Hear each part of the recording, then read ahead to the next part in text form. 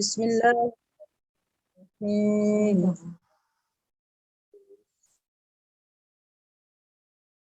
وَإِذَا اور جب قیلا کہا جاتا ہے لہم ان سے آمنو ایمان لاؤ کما جیسا کہ یا جیسا آمن الناس آمانا ایمان لائے ہیں الناس لوگ قالو کہتے ہیں انؤمنو کیا ایمان لائے ہم کما جیسا آمن السفہاء ایمان لائے ہیں بے وقوف الا خبردار انہم بے شک ہم السفہاء وہی بے وقوف ہیں ولیکن اور لیکن لا نہیں یعلمون وہ جانتے۔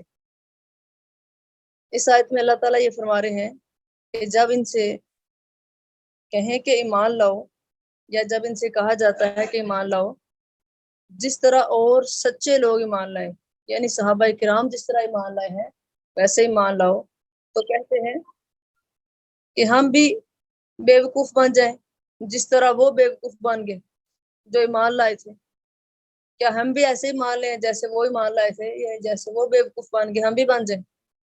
اللہ نے فرمایا سن لو وہ خود ہی بے وقوف ہیں لیکن یہ جانتے نہیں۔ اللہ منافقین کا ایک شیوہ یہ بھی تھا کہ جو لوگ صدقے دل سے اسلام قبول کر کے اپنے آپ کو تکلیفوں اور خطرات میں مبتلا کر رہے تھے یہ ان کو بے وقوف سمجھتے تھے۔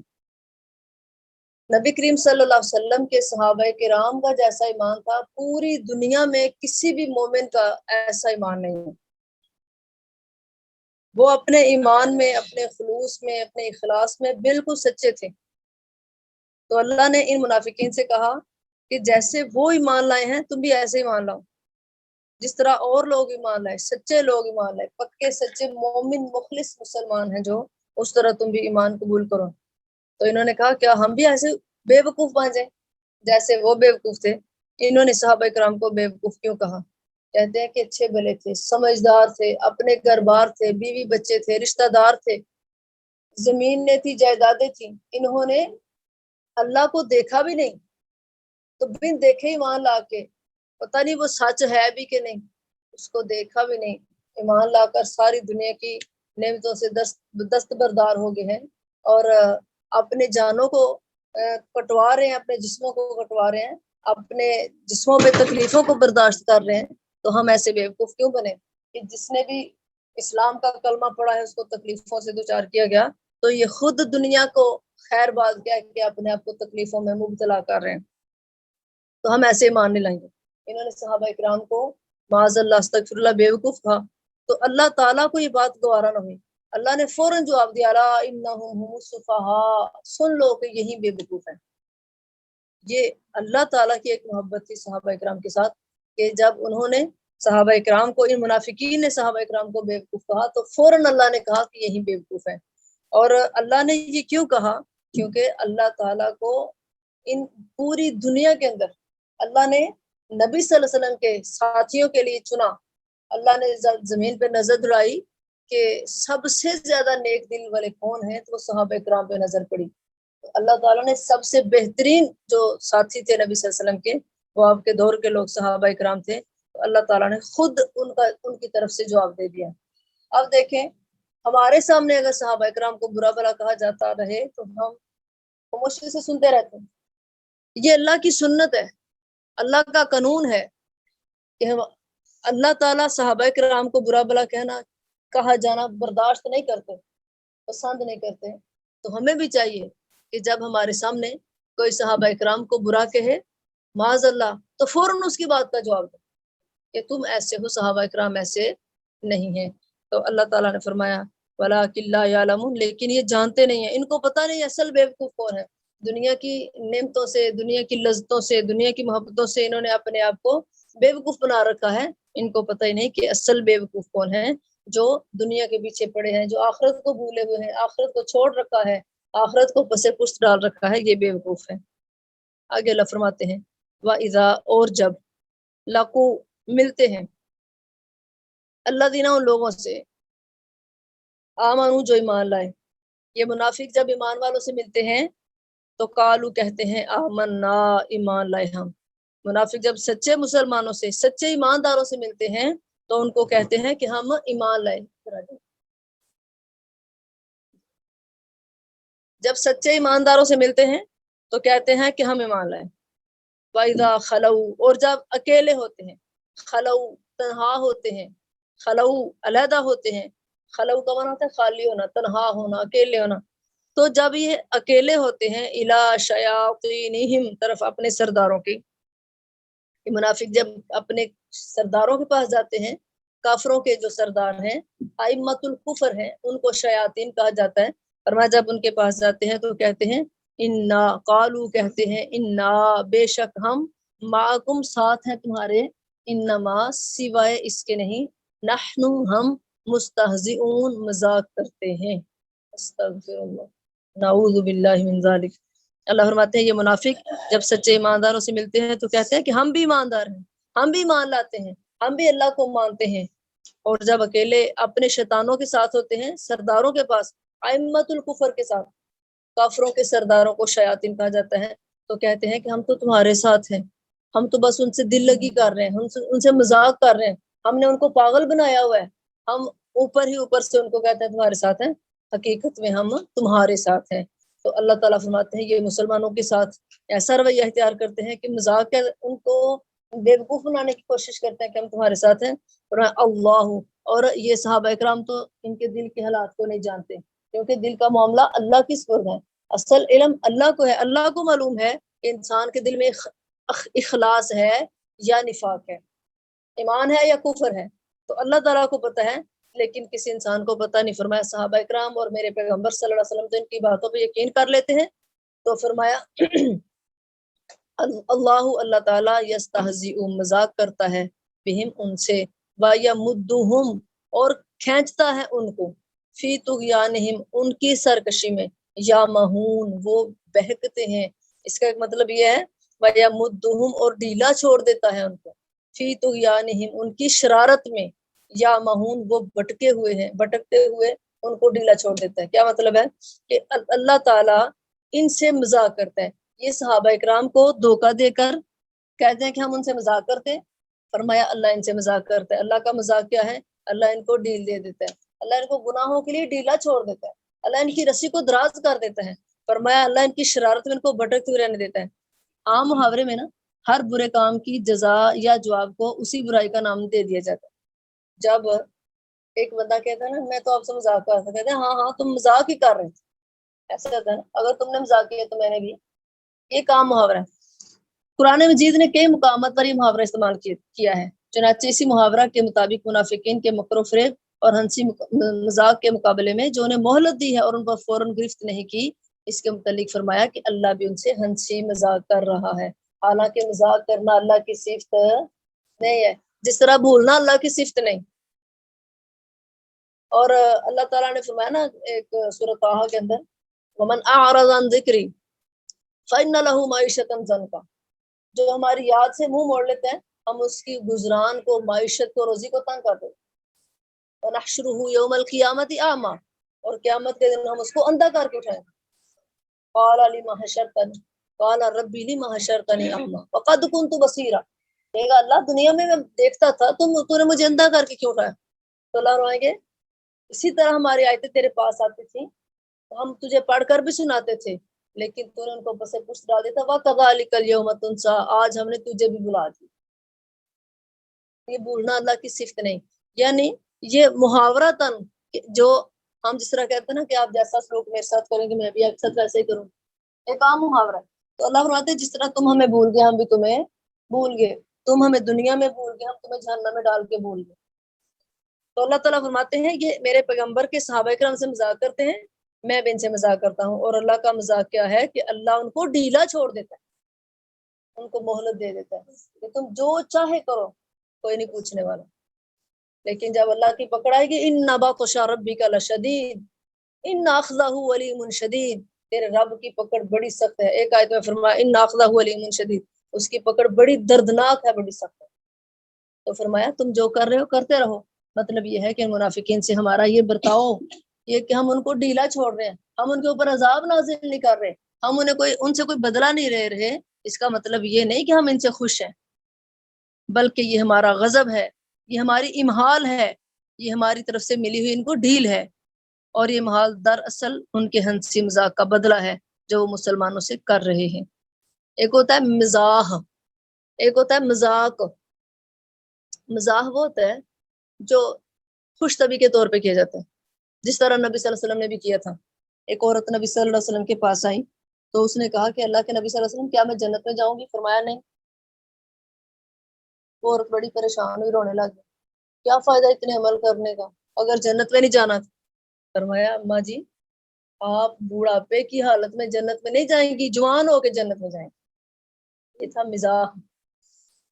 اسی طرح نبی صلی اللہ علیہ وسلم کے پاس ایک آدمی ہے، اس نے اپنے اونٹ کا تقاضا کیا کہ میرا اونٹ مجھے دے دیں، تو آپ نے بولا مجھے اونٹ نہیں دیں گے، اونٹ کا بچہ دیں گے۔ تو کہنے کا نہیں میں نے اونٹ لینا ہے، میں نے اونٹ لیا تھا، میں نے ان کا بچہ کیوں لینا؟ اور میں وہ بھی تو کسی کا بچہ ہی ہے نا، ٹھیک ہے، یہ مزاح ہے۔ پھر اسی طرح نبی صلی اللہ علیہ وسلم اور صحابہ اکرام تھے، بیٹھ کے سارے ایسے کھجوریں کھا رہے تھے، تو سارے گٹلیاں حضرت علی رضی اللہ عنہ کے آگے رکھ رہے ہیں، تو نبی صلی اللہ علیہ وسلم فرماتے ہیں علی ساری کھجوریں تم نے کھائی ہیں؟ تو انہوں نے آگے سے کیا کہا، جی یہ کھجوریں میں نے کھائی ہیں اور آپ تو سارے گٹلیاں سمیت ہی کھا رہے ہیں۔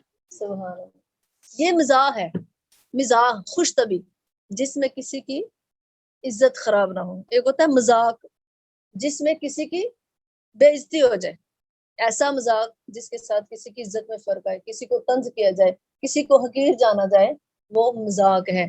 تو فرمایا اللہ ان کے ساتھ مذاق کر رہا ہے، مزاح نہیں کر رہا، مذاق کر رہا ہے۔ اور اللہ یستہزئ بہم، اللہ ان سے مذاق کرتا ہے، وَیَمُدُّهُمْ فِی طُغْیَانِہِمْ یَعْمَہُونَ، اور ان کو ان کی سرکشی میں ڈھیلا چھوڑ دیتا ہے، وہ حیران پھرتے ہیں، بھٹکتے رہتے ہیں، اللہ تعالیٰ ان کو ڈھیل دی ہے۔ فرمایا اللہ تعالیٰ کہ یہ غضب کا ایک نشان ہے، یہ اللہ کی امہال ہے جو اللہ ان سے ہنسی مذاق کر رہا ہے، جو وہ مسلمانوں سے کرتے ہیں تاکہ وہ اپنی سرکشی میں خوب بڑھ جائیں، آگے بڑھ جائیں، قدم بڑھا لیں۔ جیسے فرمایا انما نملی لہم لیزدادوا اثما، ہم تو ان کو اس لیے ڈیل دے رہے ہیں کہ ان کے گناہ زیادہ ہو جائیں، یہ گناہوں میں زیادہ ہو جائیں، جتنے ان کے گناہ زیادہ ہوں گے اتنی ہی ان کی سزا زیادہ سخت ہوگی، تو ہم ان کو اس لیے ڈیل دے رہے ہیں۔ اور ابن عباس رضی اللہ عنہ فرماتے ہیں کہ اللہ تعالیٰ کی طرف سے استہزاء کی یہ صورت آخرت میں پیش آئے گی کہ اللہ ان کو جہنم میں ڈال دے گا، اللہم لا تجعلنا منہم۔ آگے اللہ فرماتے ہیں اولئک الذین اشتروا الضلالہ، اولئک یہی لوگ ہیں الذین جنہوں نے اشتروا لفظ، اگر ہم نے اکیلا لفظ پڑھنا ہے تو آخری حرف کو ساکن کر دیتے ہیں، را زبر واو رو پڑھ لیں گے، اشتروا، اگر ساتھ ملانا ہے تو اشتروا الضلالہ، اکیلا لفظ پڑھیں گے تو آخری حرف کو ساکن کر دیتے ہیں۔ اشتروا جنہوں نے مول لی، خرید لی، الضلالہ گمراہی، بالہدا بدل ہدایت کے، ادھر ساتھ ہدایت کے نہیں آئے گا، ادھر بدل ہدایت کے آئے گا۔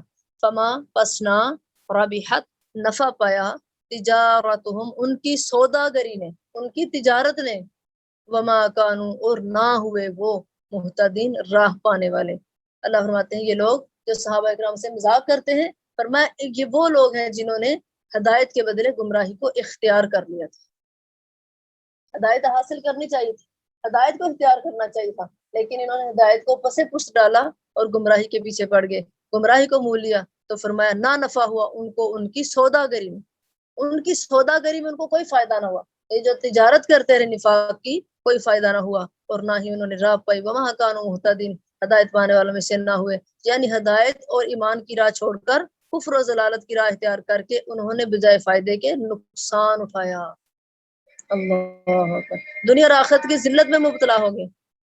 یہی حال آج کے ان لوگوں کا ہے جو سنت کو چھوڑ کر بدعات کے پیچھے پڑے رہتے ہیں، اور رسول اللہ صلی اللہ علیہ وسلم کی صحیح اور سچی بات کو سن کر بھی کہتے ہیں ٹھیک ہے حدیث تو ایسے ہی ہوگی، قرآن کی آیت ایسے ہوگی، اللہ کا حکم ایسے ہوگا، لیکن ہمارے بڑے پاگل ہیں، ہمارے باپ دادا نے ایسے کہہ دیا ہم ایسے کریں گے، ہمارے بڑے جس راہ پہ تھے ہم اسی راہ پر چلیں گے۔ اللہ نے اس بات کا بھی جواب دیا، اولو کان آباؤہم لا یعقلون شیئا ولا یہتدون، اگر ان کے باپ دادے بے عقل رہے، اگر ان کے باپ دادے بے ہدایت رہے تو پھر بھی ایسے کریں گے، پھر بھی انہیں کی راہ پہ چلیں گے؟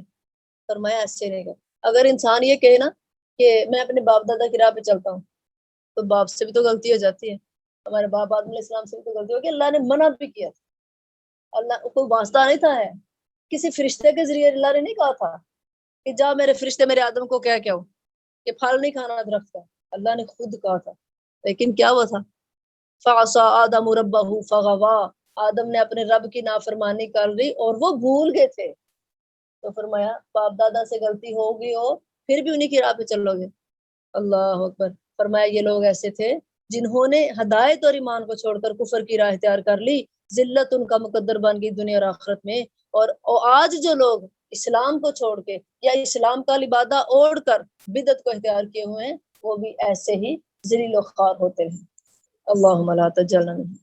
आगे अल्लाह फरमाते हैं मसलुहुम, मिसाल उनकी, इनकी इन मुनाफिकीन की मिसाल, इनकी कहावत फरमाया ऐसी है कमसलिल लज़ी, जैसा के मिसाल उस शख्स की, कमसली जैसे मिसाल अल्लज़ी उस शख्स की, इस्तौक़दा जिसने जलाई, इस्तौक़दा इस्तौक़दा जिसने जलाई, नारन आग, फलम्मा बस जब, अज़ाअत रोशन किया, मा हौलहु जो कुछ उसके इर्द गिर्द था, ज़हब अल्लाहु ले गया अल्लाह ताला, बिनूरिहिम उनकी रोशनी को, व तारकहुम और छोड़ दिया उनको, फी ज़ुलुमातिन अंधेरों में, ला युबसिरून नहीं वो देखते।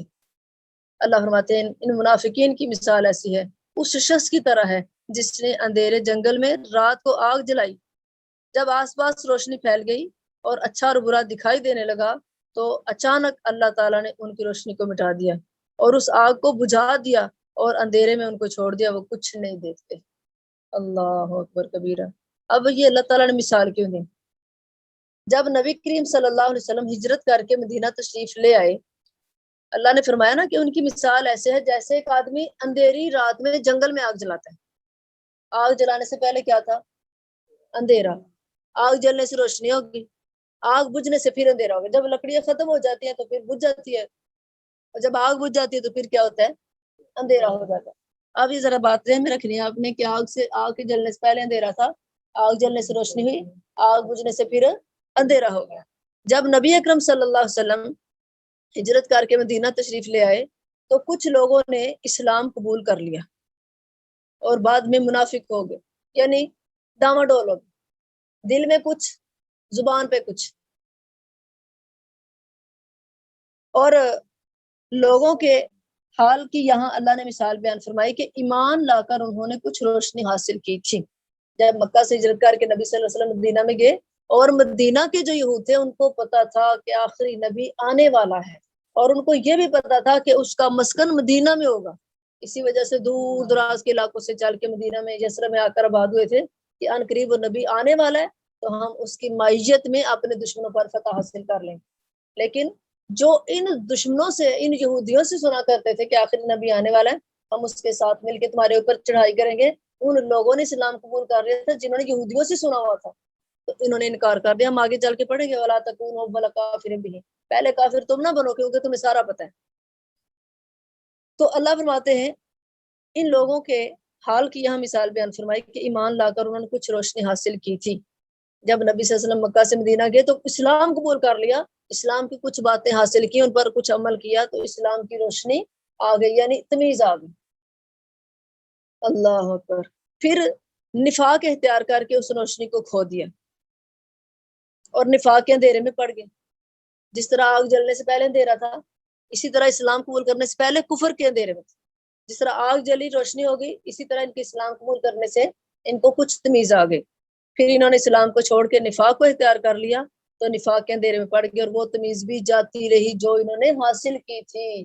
जिस तरह आग जलने के बाद बुझ जाती है, अंधेरा हो जाता है, इसी तरह इस्लाम को छोड़ने के बाद इनको वो तमीज जो आई थी वो भी जाती रही। अल्लाह ने इनकी मिसाल दी तो अल्लाह फरमाते हैं फलम्मा अज़ाअत मा हौलहु ज़हब अल्लाहु बिनूरिहिम, जब उस आग ने अपने माहौल को, अपने इर्द गिर्द को रोशन कर दिया, अच्छा और बुरा दिखाई देने लगा, तो अल्लाह ताला ने उनकी रोशनी को सलब कर दिया। क्यों?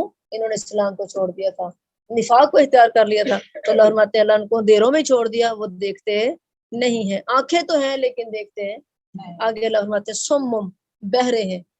बहरा किसको कहते हैं? जो सुन ना सकता हो। बुकमुन, गूंगे हैं। गूंगा किसको कहते हैं? جو بول نہ سکتا ہو، عمیون اندھے ہیں، اندھا کس کو کہتے ہیں؟ جو دیکھ نہ سکتا ہو، فہم پس وہ لا یرجعون نہیں لوٹیں گے۔ اللہ فرماتے ہیں یہ جو منافق ہیں بہرے ہیں، گونگے ہیں اور اندھے ہیں، اور راہ پر آنے والے، ہدایت پر آنے والے، اسلام کی طرف آنے والے، اسلام کو اختیار کرنے والے۔ اب دیکھیں ذرا اللہ تعالیٰ نے ان کو گونگے بہرے اور اندھے کیوں کہا؟ یعنی عقل و فکر انہوں نے کھو دیے، عقل و فکر سے، شعور سے خالی ہو گئے، ان کے دماغ بھی خالی ہو گئے، زبان سے باوجہ بزدلی کے اعتراف حق نہیں کر سکتے۔ فرمایا اللہ تعالیٰ نے سمم بہرے ہیں، کان تو ہیں کہ میرے کو تو مجداؤں کان تو ہیں، فرمایا سنتے نہیں ہیں۔ اللہ نے قوت سماعت سے طلب کر لی، جو سننے کا آلہ ہے وہ اللہ نے سلب کر لی، ویسے ساری باتیں سنتے ہیں، حق کو سماعت کرنے کی طاقت نہیں۔ تو فرمایا عقل و فکر کھو دیے، اور بزدلی کی وجہ سے، منافق بزدل ہوتا ہے، اس کو پتہ ہے کہ ہر وقت ڈر ہوتا ہے، ٹینشن ہوتی ہے، پریشانی ہوتی ہے، مسلمانوں کے سامنے میرا راز نہ کھل جائے، کافروں کے سامنے میرا راز نہ کھل جائے، بزدل بن چکے ہوتے ہیں۔ تو اللہ تعالیٰ فرماتے ہیں یہ بزدلی کی وجہ سے زبان سے کلمہ حق بیان ہے، حق کی بات بیان ہے، بولو تو صحیح، حق کی بات بیان نہیں کر سکتے۔ فرمایا پھر راہ حق کی طرف کیسے آ سکتے؟ آنکھیں تو ہیں، میں نے کل بھی بتایا تھا، کل کے سبق میں بتایا تھا، پرسوں کے سبق میں، فَإِنَّهَا لَا تَعْمَلُ الْأَبْصَارُ، آنکھیں اندھی نہیں ہیں، وَلَٰكِن تَعْمَلُ الْقُلُوبُ الَّتِي فِي الصُّدُورِ، جو سینوں کے اندر دل ہے وہ اندھے ہو چکے ہیں، آنکھیں تو ہیں لیکن دیکھتے ہیں۔ فَهُمْ لَا يَرْجُونَ، اسلام کے اندر لوٹ، جب عقل و خواص ختم ہو گئے، باختہ ہو گئے ہیں، فرمایا جب عقل و فکر انہوں نے کھو دیے، اپنی زندگی کا مقصد انہوں نے کھو دیا، تو اسلام کے اندر کیسے آ سکتے ہیں؟ اللہم لا تجعلنا منہم، اللہ ہمیں ایسے منافقین میں نہ کرے، اللہ ہمیں پکے سچے مخلص مسلمانوں میں شامل فرمائے، اللہ تعالی ہم سب کا خاتمہ بالایمان کرے، خاتمہ بالخیر کرے، اللہ تعالی ہم سب کو ہر قسم کے نفاق سے، کفر سے، شرک سے، بدعت سے محفوظ فرمائے، اور اللہ تعالی نے نبی صلی اللہ علیہ وسلم کی اور اپنی سچی محبت نصیب